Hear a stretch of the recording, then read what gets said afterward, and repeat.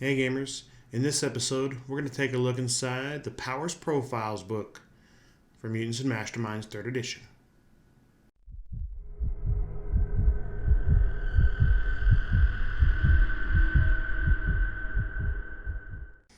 Hey gamers, welcome back to Game Master's Dungeon. I'm Brian, your Game Master, and today we're going to take a dive into the Powers Profiles book for Mutants and Masterminds 3rd edition. It's got some really great information in there that I kind of want to talk about with you.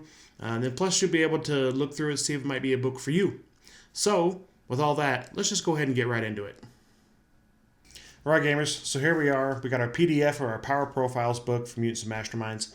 Let's go ahead and dive in here. Let's go look at the table of contents here and look at what all kind of goodies are in here. So as you can see, there's a ton of stuff in here. It's 225 pages, so it's a pretty good sized book.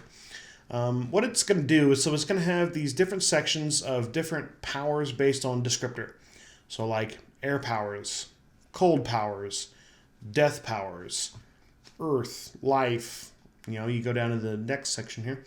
Time powers, morphing power, size power. So like if you're thinking of playing a character with a different like set of powers, so you want to play somebody like speed or with strength powers or summoning, you want to play a summoner, this is going to be a great section, and it's going to talk about how to make a summoner. It's going to give you some great ideas on powers you're going to want to take and how to build those powers. Then it also may give you some ideas that you've never thought of. Maybe you're like, oh, well, maybe I wanted to do this power. How would I do that? I don't know. Maybe this, maybe that. It might even be in here. You're like, oh, I didn't even know. So which is kind of cool. So I'm not going to go through all of these. I'm just going to go through a couple that I like. All right, so the first set of powers I want to look at that I really like, cold powers. I've always been drawn to cold powers. I've played games where I could have like cold-based powers, like video games. Like I played World of Warcraft a lot. I was Ice Mage, right? I played Diablo 3, took ice spells. I don't know, there's something always about cold powers that were always, I was always really fond of. I love Iceman from X-Men because I like the cold. I don't like it hot like normally. So cold powers are just great. Plus there's a lot of stuff you can do with it. So let's kind of take a look here. So each section is going to be laid out the same. So it's going to talk about cold descriptors. So your descriptor is going to be like a very important part of building powers. So like, sure, you could take range damage, like a blast attack, range damage of whatever, but you're going to want to put a descriptor on it. This would be like, it'd be cold. I'd throw a snow blast at you, or an ice blast, an ice beam, a freezing ray or something, And so with the cold descriptor, that means it's going to do cold-based damage.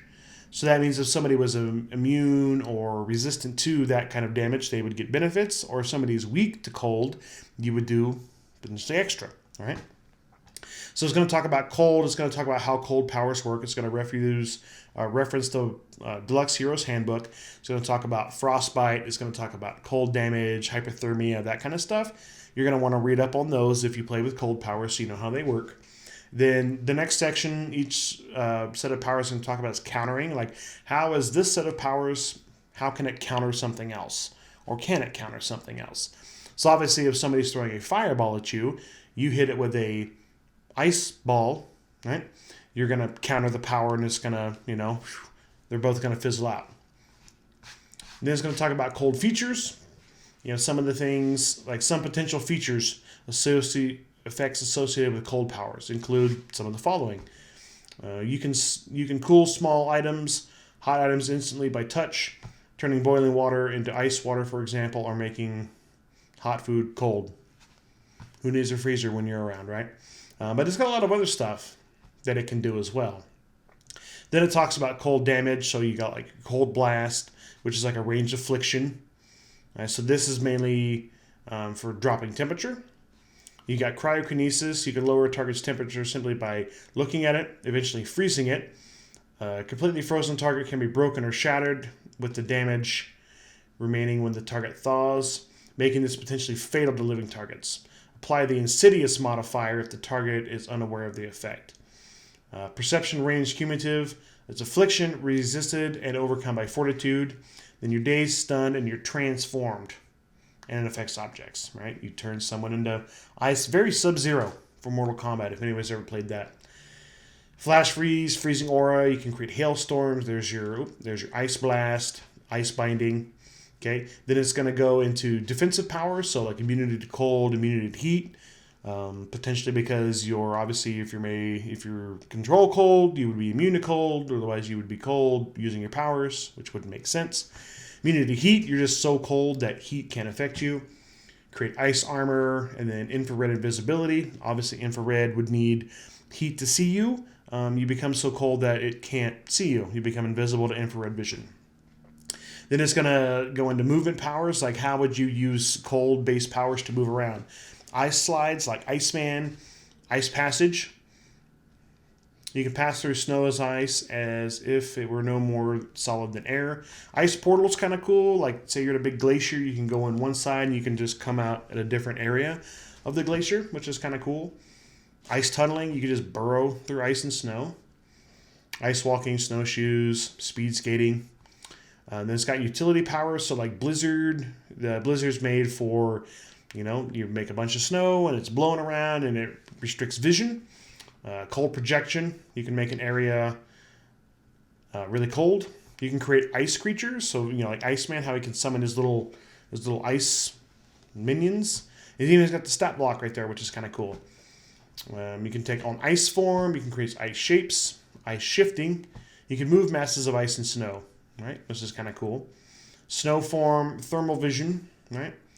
Then it's got other cold powers and then cold complications, which is kind of cool. So like accident is all like, okay, you're using these powers, you make a blizzard. Okay, cool. Now people can't see, but now you've created, the whole city's in a blizzard. Well, now people are sliding around or getting in car accidents and people can't get to work. And what happens to all this snow when it melts, right? Maybe you flood the local rivers or whatever, which go over the levees and it floods. You got to be thinking about the kind of things you're going to be doing after you use your powers to the people around you. It talks about disability. The adaptations of some cold power types make it impossible for them to survive in above freezing temperatures. You could have power loss. Say you create ice by pulling moisture out of the air. Like that guy from The Incredibles. I forget his name. Samuel L. Jackson did the voice for him. But so like when it's really hot or really dry, there's not a lot of moisture in the air, you're not going to be able to use your powers. Phobia, you might be afraid of heat or fire. Talks about quirks, the reputation. As mentioned under accident, cold users can develop a reputation as walking natural disasters. So think about that when you're creating a character like this or with other abilities that can just create mass damage or mass problems for, the local populace. And maybe you're playing in a game where that's not really the focus, but I know like when I play my games, like if you go around making hailstorms and blizzards everywhere you go, people are going to get angry because you're going to be damaging property with your hailstorms. You're going to be burying cities in snow. This is going to interrupt commerce. It's going to interrupt people working. It's going to cause a lot of problems. Then it talks about weaknesses. The most common weakness for cold is heat. Then it talks about that right there. Okay? All right, so that's cold powers. Let's go check out one more set of powers. All right, just real quick, we're going to take a look at one more set of powers that I think are really cool. Gravity powers. Now, I love, gravity. Like, most people think, oh, well, it just, it makes stuff fall to the ground and keeps me from floating away into space. I mean, yes. But gravity is one of the strongest forces in the known universe. Why is that? Well, let's kind of take a look. So it talks about the gravity descriptor. Gravity is the attractive force of matter, causing objects to be drawn toward each other with force in proportion to their mass. That's important. With force in proportion to their mass. All right, gravity maintains much of the structure of the universe, from the formation of stars and planets to the creation of their stable orbits. When I said it's one of the most powerful forces in the universe, that's why. And you can be a character that wields this. So then it talks about weight. An object weight is the relationship between its mass and its gravity. So say you weigh 150 pounds, okay, that's here on Earth. You go somewhere that has twice as much gravity as we do, you weigh 300 pounds. You go somewhere like the edge of a black hole that has almost infinite amount of gravity. It's just bad. Like you're going to turn into mush. You're just going to be crushed. So like, what are you going to do with that? Well, first we're going to talk about countering. Gravity powers can counter each other through direct manipulation of the same force. So say I'm a gravity user and you're a gravity user. You attempt to increase the gravity on me to make me weigh more to potentially crush me. Well, I'm going to use my gravity power to lessen the gravity upon me so I don't get crushed. Something similar.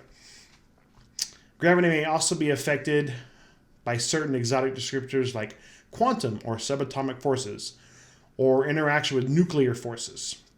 Kinetic effects may counter some of the effects of gravity, counteracting the gravitational pull. Okay? Then it goes into a little more. It talks about gravity features.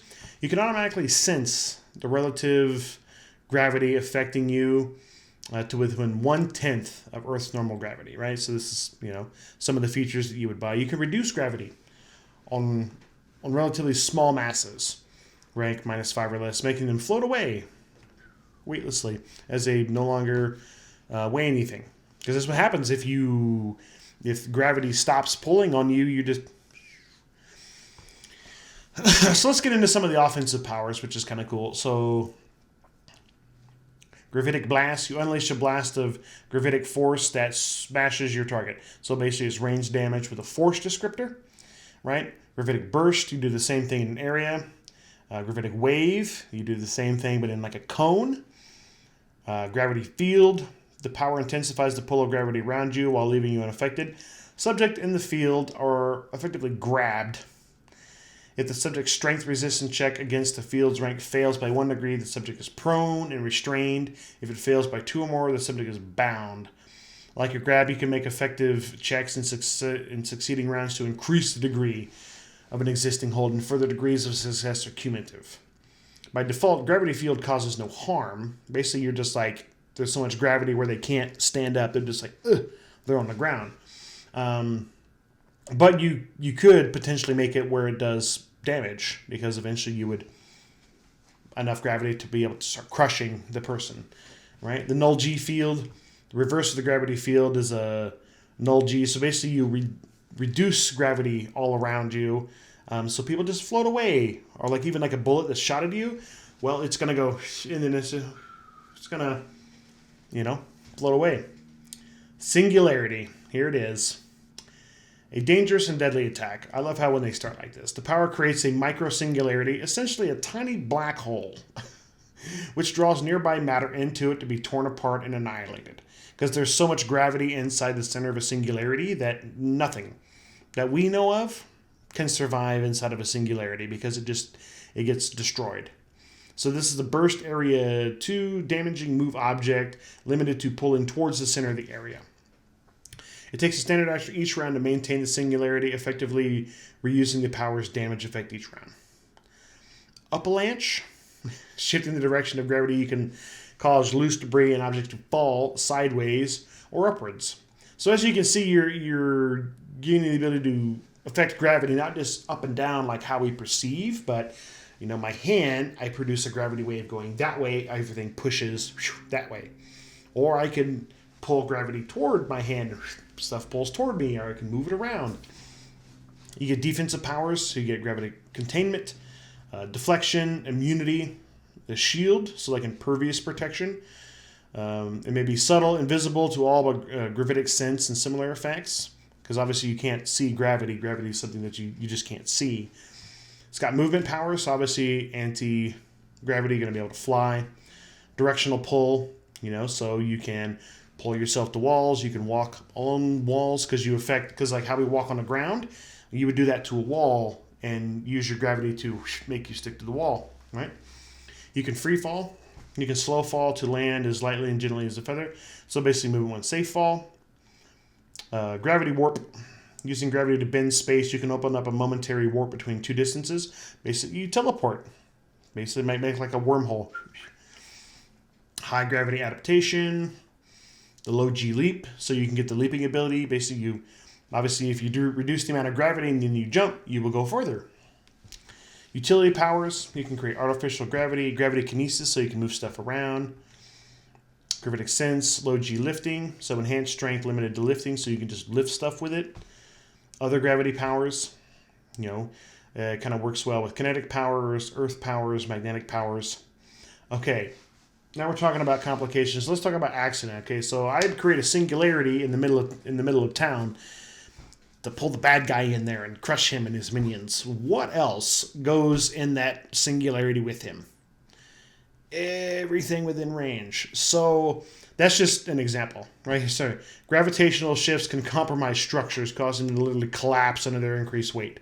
So if I'm walking around pulsing, 10 times the gravity around everything, cars will be crushed, light poles will fall down, concrete will break, people will fall and break. So just be careful when you're using gravity powers. Even can cause accidents on a wider scale, shifting the gravitational balance of an entire planet or solar system. So remember that. Unsurprisingly, the greatest fear of many gravity controllers is losing control of their abilities. This may lead to moments of excessive caution, especially in situations where the power has the potential to go out of control, make matters worse. Cunning foes can play upon these fears. So gravity is really cool, but just be really careful in how you use it. Talks about disability, the enemy. Gravity powers lead themselves well to dark reflection foes.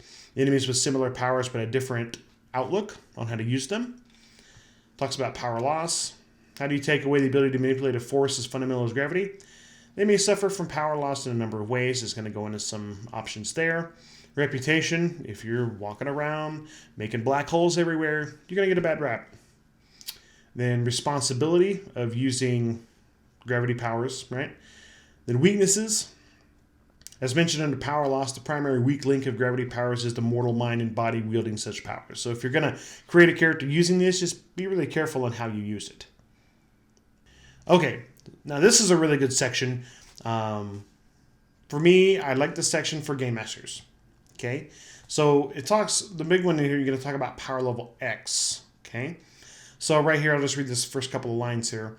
Power level X concept. So if you look in the Game Master's Guide, page 72, assigning an essentially infinite or unknown variable to one or several or even all of the non-player character's traits. For an example, an antagonist who is undisputed master of all time might have time control X, which includes a bunch of different powers. Now, why is this important? Well, here's how I like to create my villains. I'm going to do a video on creating antagonists and villains for games, but I'll just kind of give you a little teaser right now. So I don't build my villains like I would build a player character. Player characters, you get X amount of points, you spend X amount of points, and everything's all added and calculated. My villains, no, I don't do that. I give them, like in this guy, he's got time control. I don't give him a level. I don't spend points on it for him because I use my villains and my antagonists as plot pieces, as plot devices, plot tools, right? I don't want them to be confined. So say I'm running a game and I get to the point where okay, my villain needs to do this. Oh wait, I didn't buy enough levels of whatever power to be able to do that. Well, that's kind of dumb. If I want my story, to be able to flow, my villain's going to do whatever he needs to do to further my story along. I will just give him those powers. I'll write down what powers he's going to have and a general idea of how powerful he is, but I won't give him a finite amount of points. Basically, it will fluctuate. He wants to do something minor, he does something minor. He needs to do something major, he'll do something major. That's kind of what power level X talks about right here. That's why it references the Game Master's Guide. So those of you looking to Game Master, Mutants and Masterminds, I'm not saying do it how I do it, but read this section and read the Game Master's Guide, because this is going to help a lot, because it's a lot less bookkeeping. I've got to make a whole team of 20 villains, for this series that I'm running here. Oh my God, there's so many pages and so much paperwork and math and bookkeeping. No, you get your general idea for your villains. These are the powers that they're going to have. Then you can spend more time role-playing those characters, developing those characters as rivals, and a good plot piece that the player characters are going to need to defeat and overcome, and it's just going to make your life a lot easier. All right, and then it talks about power level 0, so hand-waving. All powerful entities at power level X can lack a useful amount of detail. And at some level, in the case, GM may wish to reverse the lens and have a power level O, not 0, power level O. Right? Essentially shifts the mid-range of the Mutant's Mind power level scale, an arbitrary amount, adding anywhere from 10 or 20 or more to the effective rank of anything for the heroes and their adversaries, such as at the normal baseline rank of 0 becomes almost irrelevant. For example, in a setting where everyone operates at a baseline equivalent to rank 15, normal values are reduced by 15 against those characters. So 25 tons is no heavier to them than a softball.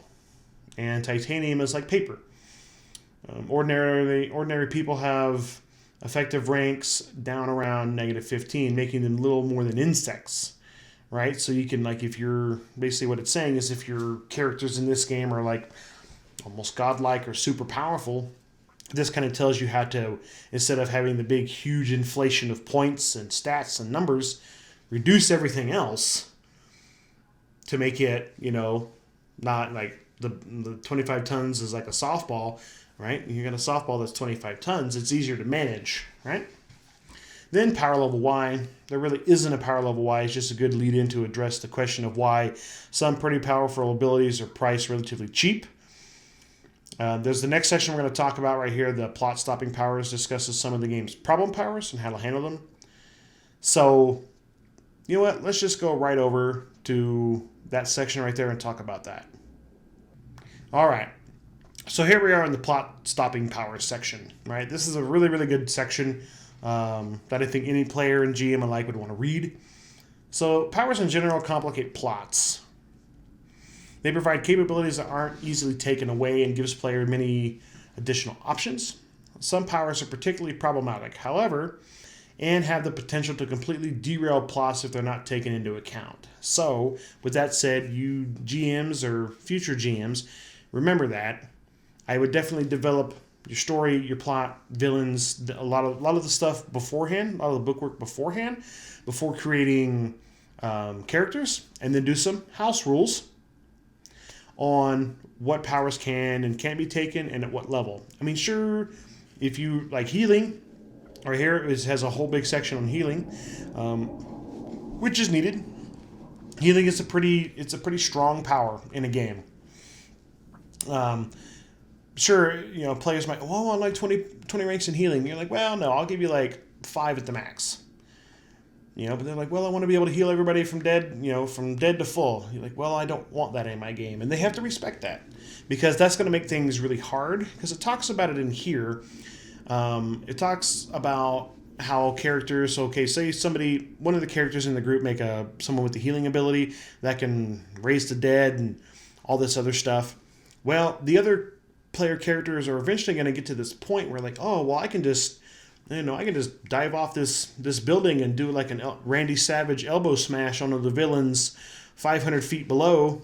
If I get hurt, which I will, the healer will just heal me, right? Would you do that? I mean, even if I knew somebody could bring me back from the dead, I'm like, man, this is going to hurt. This is going to suck. So it talks about like if the players are going to be making those kind of actions, make them make will saves. You're like, okay, make me will save DC, whatever seems appropriate. Oh, you fail, you lose your nerve. You don't want to jump off the building and do the elbow smash. You think, oh, this is going to hurt too much. I don't want to do that. Put limits on it like that if you have to, which I think is a great idea. And then further down into healing, a useful limitation for healing is the empathic flaw. The healer takes on the patient's damage and must recover from them.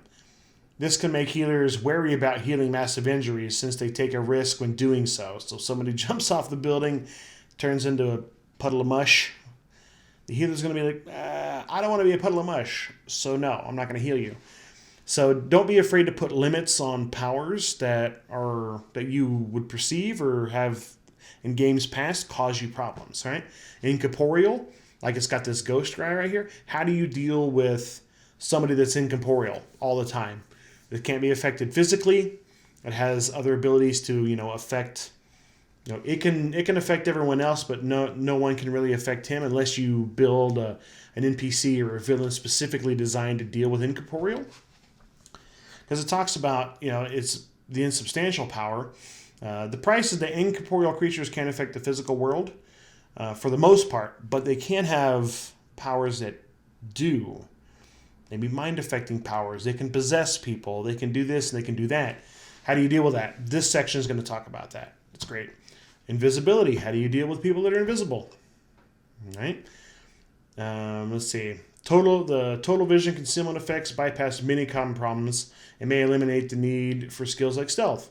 Invisible heroes can simply walk past sentries, listen in on conversations, strike from surprise, and so forth. In many cases, it's right to not allow them to do so, but the power can short-circuit some challenges. So be careful if you're going to allow total visibility. There might be some encounters, there might be some things that maybe the rest of the players would have to work on to overcome. Guy's just going to turn invisible, walk right past it. Mind control, right? If you think about the Purple Man, right, from Marvel, you can mind control large quantities of people. How do you deal with that?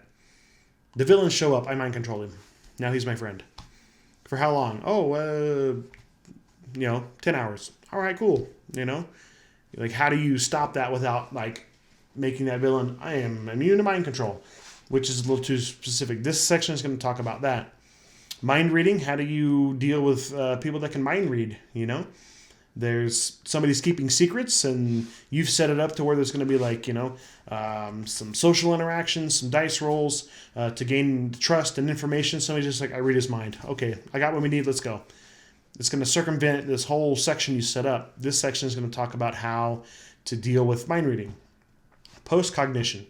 The ability to read the past of a place or object can provide heroes with considerable information. They show up to the crime scene and there's, somebody's broken cell phone on the ground. I'm like, oh, what happened here? They just pick it up. Okay, I know exactly what happened. And this is who did it. Let's go get them. How do you had this whole investigative mystery going? Nope. The guy automatically knows what happens, who they are, where they are, all that other stuff. So this section is going to talk about how to deal with that. Precognition is a particularly problematic ability. Since the players have to have free will to make decisions about their hero's future actions, or the game isn't much fun. Therefore, precognition is rarely reliable. Game masters should often couch precognitive visions in symbolism and dreamlike imagery, right? So instead of just being when you're going to come around the corner and there's a guy with a club there going to attack you, make it more, like a blurry image or, like it says, symbolic image, something that they're going to have to decipher, that they're not immediately going to know the information, which, is going to make a lot less work for you. Talks about senses. If a mystery or secret is behind a barrier of some sort, sensory effects can short-circuit the entire plot. Keep in mind the guidelines for searches and perception given in the Deluxe Heroes Handbook. Just because a character can see through walls doesn't mean he automatically knows where to look for something. All right, so there's a huge complex. He wants to look in there. What is he looking for? He doesn't really know. Doesn't know where to look. But being able to see through walls and hear through walls or whatever kind of senses can bypass a lot of encounters and plot that you might have set up. So be mindful of that. Teleport is another one. Dungeons and Dragons gets this way too when you get a high-level mage or wizard that's able to teleport the whole group. All right, we're in the middle of a dungeon. We're going to teleport back to the inn. We're going to eat. We're going to rest. In the morning, we're going to teleport back and continue, right? It kind of, makes things broken. This says the power allows heroes to bypass normal limitations of distance. It renders many challenges, so like locked doors, cages, chasms, for example, mostly moot. This isn't a problem so long as adventurers don't rely on these sorts of challenges. So if somebody's going to take teleport, either require them to take certain limitations to it, or when you're designing your story, don't put a lot of stuff in there that teleport is going to easily just bypass. Obviously, there will be locked doors, but don't make a locked door block everything, because then they're just going to get past it all. Hey, gamers. So that was a look inside the Power Profiles book for Mutants and Masterminds 3rd edition. I showed you a couple of power sets that I really like. But obviously, there's a lot of them in there that I do like. I just showed you a couple because there's all kinds of powers, and it's got some really great resources, not only for players, but for GMs alike. I also talked about how I create villains and antagonists, not only for Mutants and Masterminds, for a lot of different games as well. I hope you find that useful. I hope you liked this video. If you did, hit that like button. Also, if you want to support my channel, hit that subscribe button and that bell icon to get notifications when I upload new content. Also, I would love for you to join me over on Discord. Link will be in the description below.